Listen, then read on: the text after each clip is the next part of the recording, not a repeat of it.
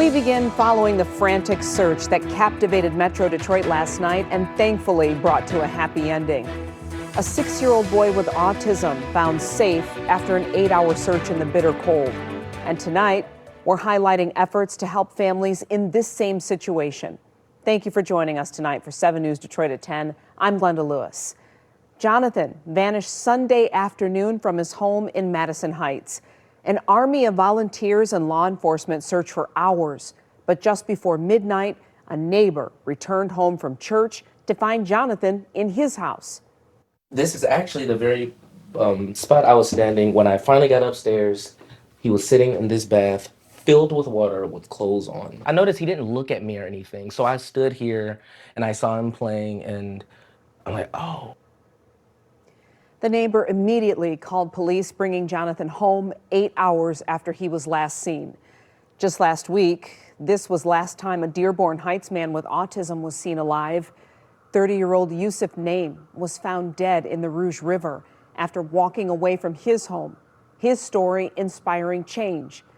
7 News Detroit reporter Darren Cunningham speaking with the co-founder of Blue Hands United for Autism and the families they're helping to protect.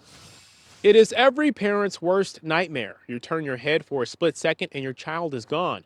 For families in the autism community, that fear is a daily reality. What played out on Sunday in Madison Heights hits close to home for families here in Dearborn.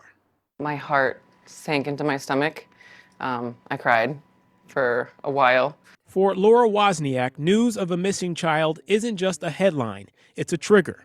On Sunday, when 6-year-old Jonathan walked away from his home in Madison Heights, she felt every second of his parents' agony. Her 7-year-old son, JJ, has autism, and she says the constant vigilance is exhausting. I can hear when he's thinking about running away. Like, I know him so well. I can just, in his body language and everything, I know. And the fact that he's gotten away from me before, it scares me. Ali Bazy shares that anxiety. His 7-year-old son is nonverbal, just like the young boy in Madison Heights. You know, as a parent of a child with special needs, when these things happen, you feel like it happens to your child.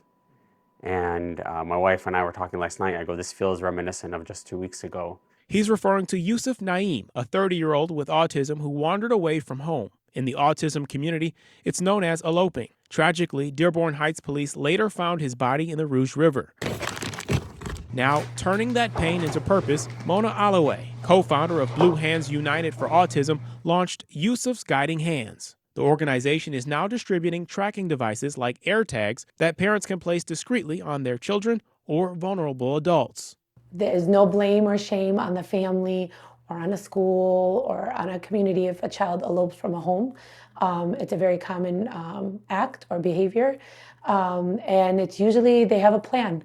There's a mission. So far, she says she's received 250 requests for the devices. There's no, foolproof, solution to anything, but if we can provide a little sense of comfort, then we feel it was successful. Both the Bazy and Wozniak families now have the trackers, a small piece of technology providing some sense of relief. We are so fortunate to live in this day and age to have AirTags and other technologies to be able to find people very quickly. The peace of mind that these AirTags from Yousif's initiative gave us is amazing.